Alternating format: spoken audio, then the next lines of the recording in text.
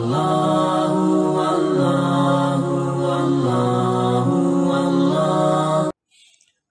ان کا ایک اور عقیدہ جو کہتے تھے کہ جنت صرف ہماری ہے، اس کا قرآن مجید بیان کر کے جواب دیتا ہے۔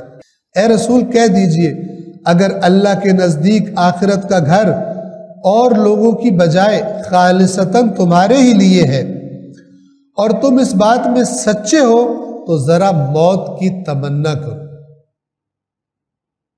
پھر قرآن فرماتا ہے اور یہ لوگ ہرگز موت کی تمنا نہیں کریں گے ان گناہوں کی وجہ سے جو یہ اپنے ہاتھوں سے کر چکے ہیں، اور اللہ ظالموں کو خوب جانتا ہے۔ بد عمل انسان موت سے گھبراتا ہے، یہ قرآن کا فارمولہ ہے۔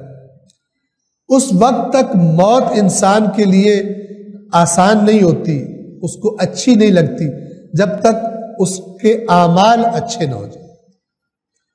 لہٰذا یہ یہودی جو کہتے تھے جنت تو صرف ہماری ہے، قرآن کہہ رہا ہے یہ کبھی بھی موت کی تمنا نہیں کرے۔ کیوں؟ اپنی حرکتوں کی وجہ سے، اور قیامت تک ایسا ہی ہے۔